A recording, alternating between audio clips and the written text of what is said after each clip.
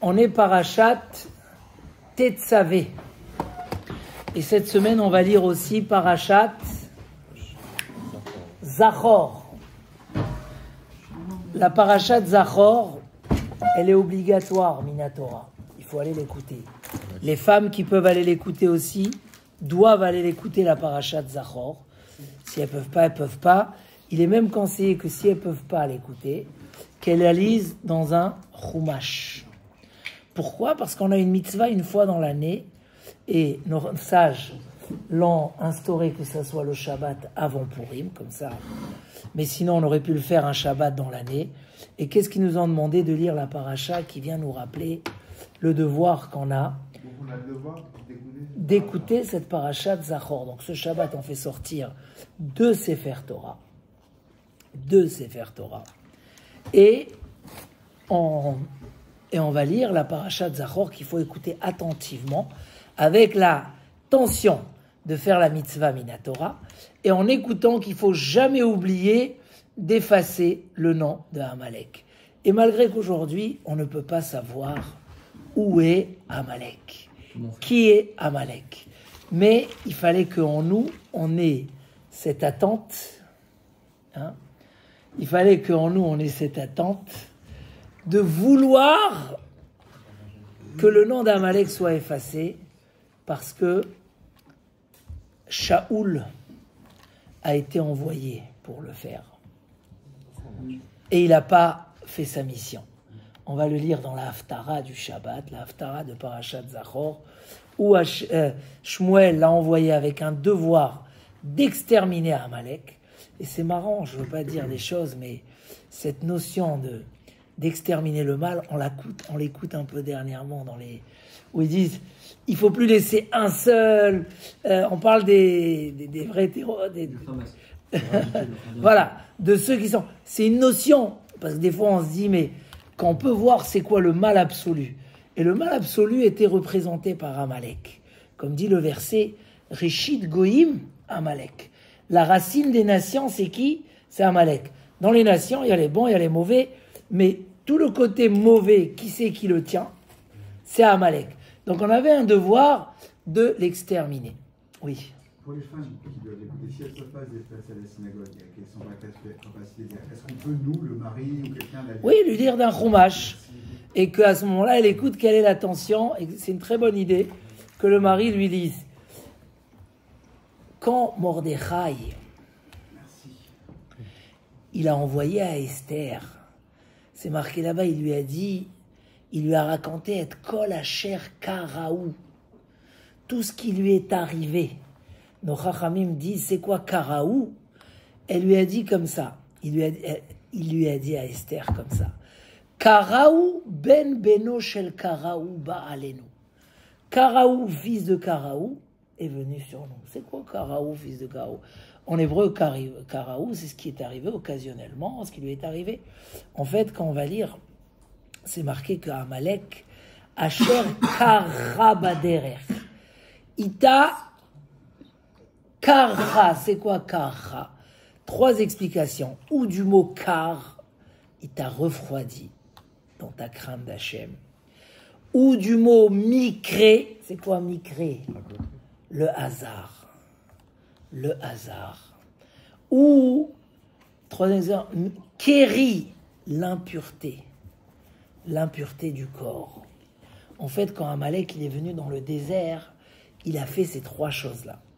Un, il a refroidi les Bnei Israël, parce que comme on a parlé dans les dernières parachiotes, il y avait un bain bouillant. Tout le monde avait peur de ce qui s'est passé. La traversée de la mer, ça a fait réfléchir beaucoup de nations. Shamro Amim Irgazoun. Les nations ont écouté, ont tremblé. Il y aurait eu des belles conséquences de ça. Il y aurait eu des hitros peut-être, d'autres hitros. Qu'est-ce qu'il a fait Amalek ? Il est venu faire la guerre. Il a refroidi, comme l'imbécile qui a sauté dans le bain bouillant, où il s'est brûlé. Mais il a tempéré, et les gens ils ont dit, bon. Et avec ça, il a refroidi les Bnei Israël. On dit que, à quel moment Amalek qui vient contre le peuple d'Israël ? Vayachanu birfidim, vayavo Amalek. quand ils ont campé dans Rephidim, Rephidim en hébreu ça vient du mot rifion, relâchement. Ils ont relâché la Torah, ils se sont refroidis. Alors Amalek il est venu et il les a refroidis davantage. Deuxième explication, c'est le hasard. Le hasard, Amalek ne croit pas en Dieu. Quand tu vois un peuple qui traverse la mer, comment tu peux dire que c'est pas Dieu? Comment tu veux? Amalek, c'est refuser la foi. On dit que les Allemands, ils ont écrit dans le livre, là-bas, dans la solution finale, le peuple de la conscience. Quand il y a un peuple dans le monde qui nous met la conscience à ce qu'on fait. Si demain un homme il a volé de son ami, qui lui dit qu'il a fait mal? Qui dit, c'est quoi la conscience? La Torah, le peuple d'Israël. Donc, Amalek, il voulait dire que non, c'est du hasard. Tu sais pourquoi la mer elle s'est ouverte? Je sais pas, il y a une étoile ou il y a un truc. C'est le hasard. Il voulait, et il a essayé de montrer au clan d'Israël, il n'y a pas de Emouna. Mikré. Kara, ça vient du mot mikré. Le hasard. Et la troisième chose qu'il a fait, c'est qu'il a essayé de rendre impurs les Bnei Israël. Il a attrapé les gens faibles du peuple et il essayait de les rendre impurs. Haman, il a voulu faire la même chose. Par le festin d'Achashverosh, il a voulu en rendre impurs les Bnei Israël. Ou dans ce festin, ils ont parlé des femmes, ils ont demandé que des femmes mal habillées arrivent. Vashti, carrément, ils voulaient qu'elles viennent. Tellement ils étaient dans un état, ils voulaient faire fauter les Bnei Israël. Et il a dit à Achashverosh, si on les fait fauter, on pourra contre eux. On pourra contre eux. Il a refroidi les Bnei Israël. Il a fait toutes sortes d'idées. Quand on lit dans le Midrash, tout ce qu'il a fait à Haman, tout le festin, tout, c'était pour désespérer les Bnei Israël du Beth Amikdash.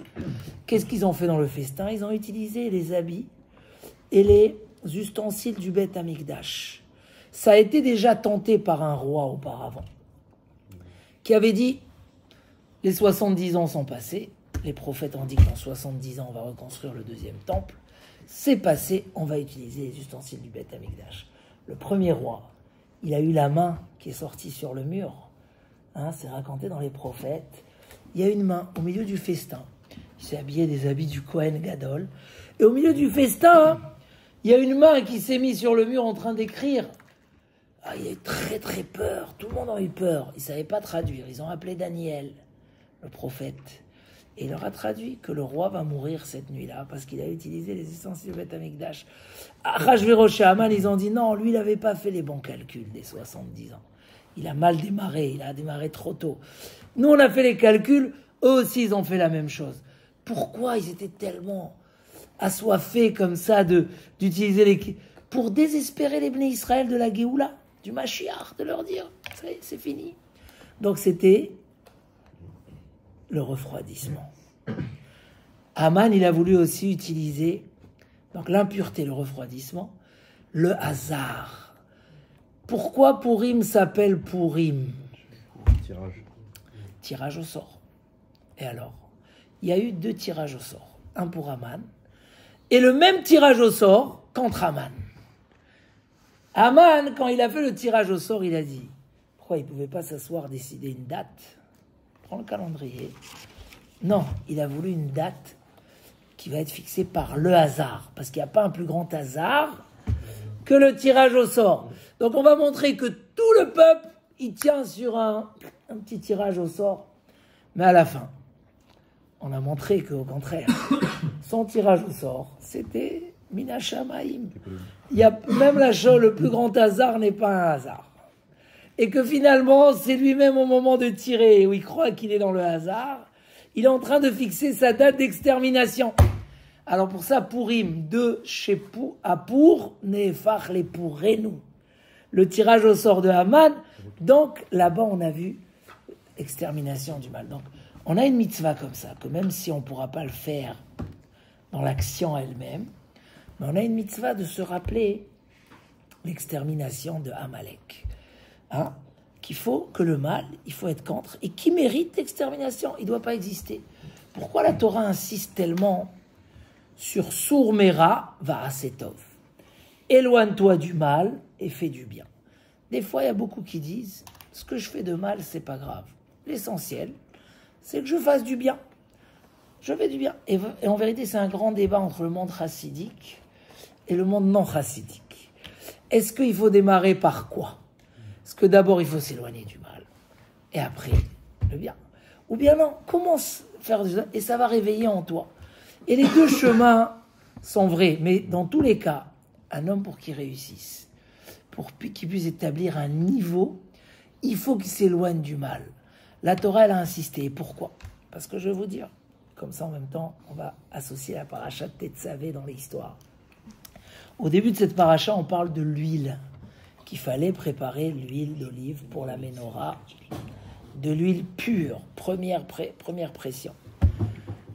Après, il y a les habits du Kohen Gadol. Pourquoi, avant de commencer les habits du Kohen, on a mis l'histoire de l'huile? Il dit le Malbim, une explication extraordinaire. De même que l'huile ébrit, elle a besoin de 3 choses. Il y a besoin du nerf, de la bougie avec l'huile à l'intérieur, la cire.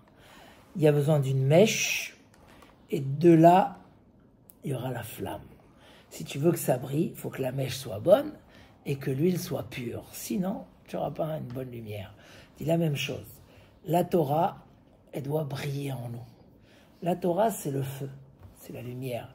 Kiner mitzvah, Torah or. Mais le corps de l'homme, la neshama, c'est la mèche. Et le corps de l'homme, c'est la bougie. C'est la bougie. Et pour qu'un homme puisse briller de la lumière de la Torah, il ne peut pas construire ça sur des mauvais caractères. Il ne peut pas construire ça sur des mauvais caractères. Il faut que le corps ait des bons caractères. Il faut travailler, il faut éloigner le mal. Chacun, il a sa petite mauvaise mida. L'un, il sait qu'il est fainéant. L'autre, il sait qu'il est jaloux.